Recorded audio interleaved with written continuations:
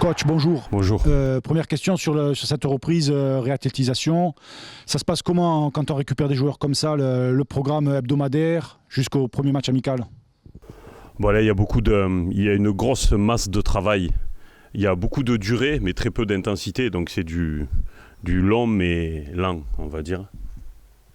Pour refaire un petit peu le coffre, remettre tout le monde à niveau, au niveau du cardio. Et puis après, on va commencer à rentrer dans le vif du sujet. Mais là, on a 10-15 jours avec une grosse quantité de travail, mais avec très peu d'intensité. Groupe de 18 pour cette reprise, c'est conforme à ce que vous attendiez pour une reprise avec les départs et les arrivées? Oui, on savait très bien que le groupe ne serait pas complet pour ce premier jour. Il y a des joueurs comme Johnny Placide et Kylian Kaiboué qui arrivent lundi, qui avaient des impératifs qui étaient prévus de longue date, donc on leur a donné cette opportunité-là d'arriver lundi. Non, c'est bien d'attaquer. Le plus important, c'était de ficeler déjà nos joueurs et de garder ce qu'on voulait garder. C'est ce qu'on a su faire à 100%, donc c'est une très bonne nouvelle. Et après, les joueurs vont arriver au compte-gouttes. Concernant le staff, est-ce qu'il y aura du nouveau cette année? Non, le staff reste inchangé, donc Fred Ney et Hervé Secli sont mes adjoints, avec Doumé Agostini, entraîneur des gardiens. Jérémy Collong et Nolan Martin seront les préparateurs physiques. Il y a un préparateur physique stagiaire supplémentaire qui nous rejoint pour tout ce qui est gestion de données. Un analyste de données aussi qui sera là, mais une fois toutes les 6 semaines. Quelqu'un avec qui on travaillait, mais détaché, et qui viendra en présentiel une fois toutes les 6 semaines. Hugo Hans continue en tant qu'analyste vidéo, et en plus il passe sa formation, son DU d'analyste vidéo à Montpellier. Au niveau du staff médical, ça reste inchangé aussi. Mika Bondelabori, Jean-Cri Guidicelli et le doc seront toujours là. Et niveau intendance, Manu Vasta reste l'intendant. Et Sébastien Lombard, qui a arrêté sa carrière, intègre le staff dans un poste de team manager avec adjoint avec Jojo, le temps que Jojo le forme. Concernant la reprise, vous avez parlé donc d'une reprise d'une grosse masse de travail physique pendant 15 jours. Ensuite, il y aura des stages. Comment ça va s'articuler, des matchs amicaux? On a été embêtés par l'organisation des matchs amicaux. On avait des matchs amicaux calés, notamment contre Valenciennes, qui a dû annuler son stage. Donc on s'est retrouvé sans match amical contre Valenciennes. Et du coup, on a annulé notre stage. On fera des activités ponctuelles ici, des activités de cohésion dans le coin. Et on restera à demeure ici pour toute la préparation, avec de déplacements sur le continent pour jouer Annecy et Nice, le dernier match de prépa. Concernant les recrues, il y a déjà des joueurs qui sont là, vous les avez cités. Vous avez déterminé un nombre de recrues ou ça va se peaufiner au fur et à mesure, même après le début du championnat? Non, alors j'espère pour le début du championnat avoir tout mon monde. Après, le mercato aujourd'hui, il a démarré très très lentement pour tout le monde. Vous savez comme moi toutes les incertitudes qui planent au-dessus des droits télé. Par exemple, je vous donne un exemple, on avait tablé sur un budget de droits télé qui a pris 40% de baisse d'un coup, donc ça remet en cause une partie de notre mercato. Mais le club fait beaucoup d'efforts pour garder notre idée de recrutement, et ça c'est très important. Malgré cette baisse, on va pouvoir toujours continuer à recruter. Après, c'est un exercice qui est difficile, tout le monde le sait. Là, on est à un début, donc les joueurs qui peuvent nous intéresser sont, on va dire, gourmands. Mais plus ça avance et plus la gourmandise commence à baisser. Aujourd'hui, on a recruté Thomas, donc on a fait signer définitivement Thomas Vicenzini, qui sera le gardien numéro 1. Johnny Placide sera sa doublure. Kylian Kaiboué, avec qui on était en contact depuis un petit moment, a donné son accord, tout comme Joris Senati derrière. Il y a demain normalement un latéral droit qui va signer. Et après, on pourra prendre une pause. J'avais mis un point d'honneur à avoir tous mes défenseurs et toute ma base défensive le plus rapidement possible pour pouvoir déjà travailler notre animation défensive. Et après, on cherche encore un milieu et 3 voire 4 offensifs suivant les opportunités. Question sur la ligue que vous avez fréquentée avec Béziers. Deuxième saison, vous nous aviez déjà dit qu'il y a des choses que vous ne referez plus, que des enseignements vous allez en tirer, évidemment. Un coup de projecteur, le vôtre en particulier, sur cette Ligue 2, que vous allez retrouver par rapport à la physionomie du groupe? Quand on voit sa constitution aujourd'hui, c'est une mini Ligue 1. Hein. Il y a beaucoup d'équipes qui ont un gros passé en Ligue 1 avec de grosses ambitions. Après, il y a le quid de la puissance financière des clubs. Aujourd'hui, on sait tous que des clubs comme Toulouse, comme Dijon, comme Auxerre, hein, comme éventuellement, je pense aussi le Paris FC, et j'en oublie peut-être certains, sont au-dessus de la mêlée en termes de propositions financières. On était notamment en concurrence avec Auxerre sur un joueur. Bon, on a vite explosé en vol. Mais c'est comme ça. Après, aujourd'hui, le Sporting reste quand même attrayant parce que, sincèrement, c'est mon avis personnel. Après, je défends ma paroisse et c'est normal. Mais moi, je pense qu'aujourd'hui, en Ligue 2, pour un joueur, soit qui veut se relancer ou qui veut exploser, je pense que le projet du Sporting Club de Bastia est un des plus intéressants de la Ligue 2. Je ne vais pas vous dire le contraire, mais je le pense sincèrement parce que financièrement, on n'est pas ridicule, mais on est dans les petits budgets de la Ligue 2, donc on propose des choses qui ne sont pas de l'équivalent de clubs qui sont éventuellement relégués, mais on propose déjà un engouement, une passion, un public. On est une équipe qui a joué au ballon la saison dernière, on va garder cette idée de jeu-là l'année prochaine. Donc moi je pense, sans langue de bois, qu'on est un des projets sportifs les plus intéressants. Un des projets de vie, un des projets de jeu les plus intéressants de ce championnat-là. C'est pas on va arriver dans nos petits souliers, mais pour les joueurs qui peuvent éventuellement être intéressés, je pense que c'est de signer au Sporting Club de Bastia. Il y a pire comme projet de jeu, comme projet de carrière, pardon, excusez-moi. Vous parliez de signer au Sporting Club de Bastia. On avait vu l'année dernière avec Tom Ducrot. Est-ce qu'on peut s'attendre à d'autres prêts cette saison ? Oui, le prêt de Tom Ducrot est en bonne voie. Ça devrait se finaliser assez rapidement.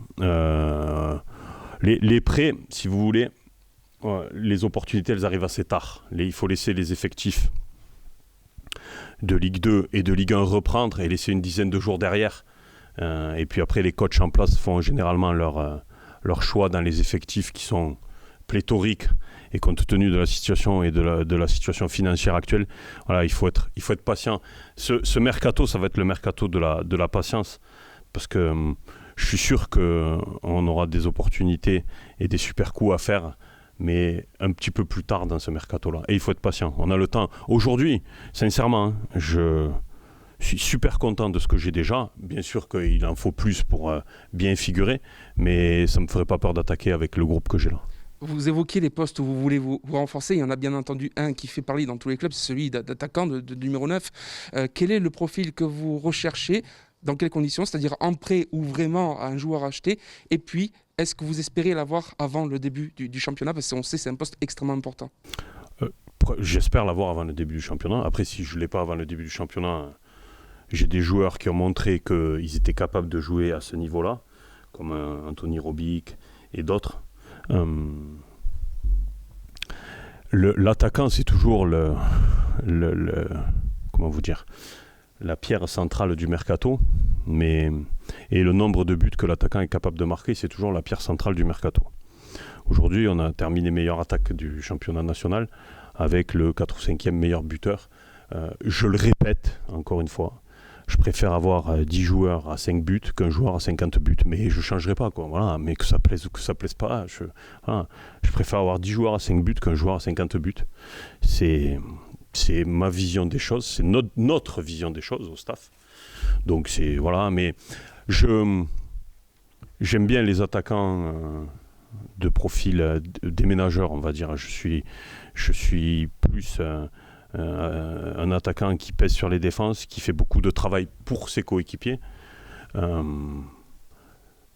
plutôt qu'un autre profil. Après, on a vu qu'un joueur comme Anto Robic, qui n'a pas un profil de déménageur, était capable d'être très performant à ce poste-là aussi, donc il n'y a que les imbéciles qui ne changent pas d'avis. Un dernier complément, est-ce que vous êtes prêt à prospecter à l'étranger s'il le faut ? Non, je ne sais pas aujourd'hui, prospecter à l'étranger, il faut avoir des scouts qui vont physiquement voir les matchs et on n'est pas encore assez structuré en termes de cellules de recrutement. Pierre-Paul voit beaucoup de matchs, fait beaucoup de travail, mais il ne peut pas se déplacer à l'étranger. Et quand on prend un joueur à l'étranger, il y a toujours une part d'incertitude sur l'adaptation. Et aujourd'hui, on n'est pas sur le fait de tenter des paris. Les paris, on les tente quand ça fait qu'on est stabilisé à ce niveau-là. Aujourd'hui, notamment, par exemple, vous voyez, c'est ce que j'avais essayé de faire à Béziers et qui n'avait pas marché. C'était des paris. Donc ça, c'est chat échaudé craint l'eau froide. Voilà. Une question sur les jeunes, qu'est-ce qu'ils peuvent devenir? Est-ce qu'ils peuvent espérer une place dans le groupe? Ils l'ont déjà, la place dans le groupe.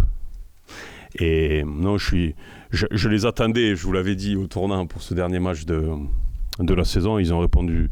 Bon, ça ne remettait pas en cause ce qu'on comptait faire avec eux. Mais c'est bien parce qu'aujourd'hui, Anthony Roncaglia a signé son premier contrat pro. Après, c'est pas une fin en soi, loin de là, c'est le début de quelque chose pour lui. Alex Jourda va être sous convention amateur et Antoine Angelini aussi. Ils sont en post-formation. Voilà, c'est le discours qu'on leur a tenu. Eux, ils doivent bien sûr aller chercher le plus de temps de jeu possible parce que c'est des compétiteurs. Mais s'ils ne participent pas à beaucoup de matchs, c'est pas grave. Nous, on est là pour les façonner, pour qu'ils soient performants. C'est des jeunes qui ont 19-20 ans. Alors, vous me direz, il y a des joueurs qui font l'Euro et qui ont 18 ans. Hein.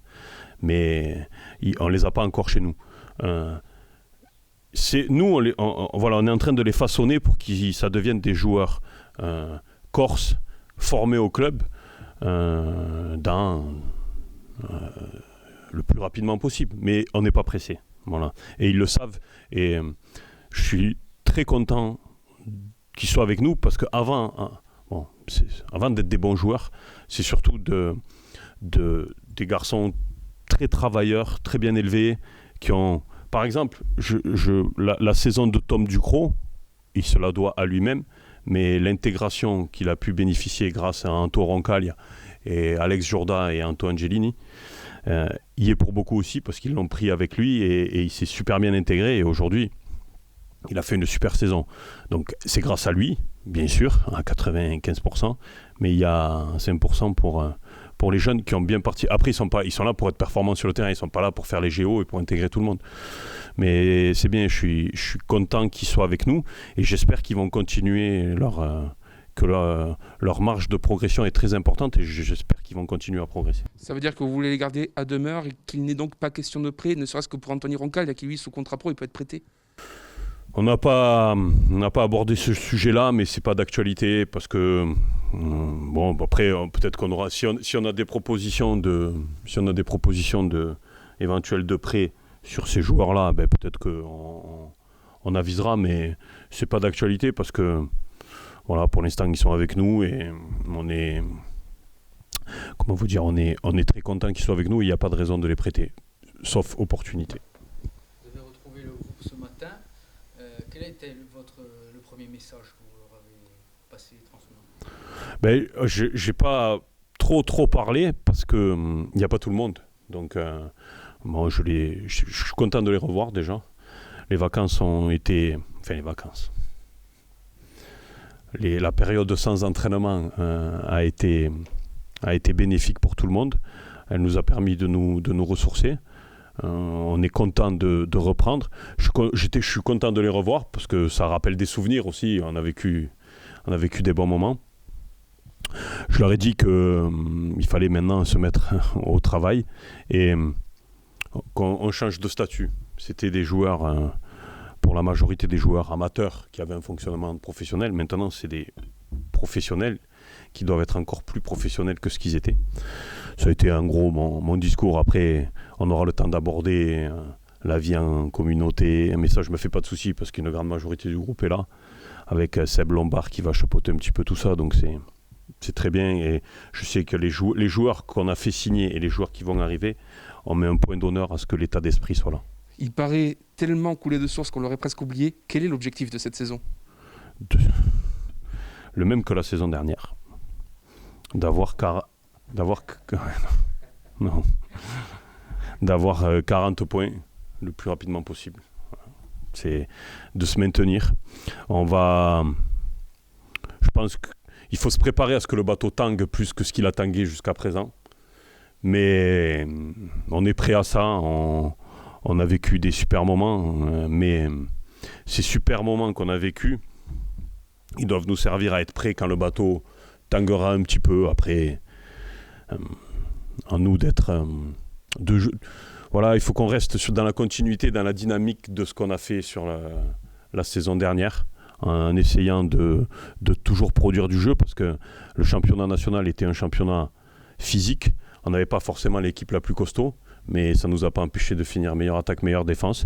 Le championnat de Ligue 2 est beaucoup plus difficile que le championnat de national, mais je pense qu'on peut s'en sortir en produisant du jeu et en essayant de mettre du mouvement, de la projection rapide vers l'avant. Ce qu'on a fait la saison dernière, on va essayer de le retranscrire en Ligue 2.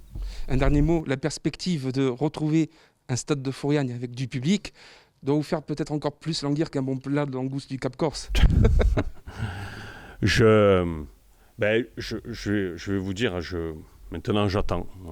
Ça me fait languir, mais ça fait 1 an et demi que je languis, donc je ne suis pas blasé, hein, loin de là. Mais... Non, le plus que j'ai vu, c'est Boulogne, l'an dernier, 6005. Donc quand je vois le démarrage de la campagne d'abonnement, quand je vois l'engouement qu'il y a eu quand on a été champion, je me dis que ça mérite, les joueurs méritent de voir le stade plein le plus rapidement possible. D'après ce que je vois, ce que je lis, ce que j'écoute, c'est en bonne voie. Donc croisons les doigts pour que ça continue comme ça. Continuons à faire le nécessaire en termes de gestes barrières et compagnie, et puis en espérant que le 24 juillet ou la semaine d'après, on puisse voir, et je puisse enfin une fois dans ma vie voir le stade plein.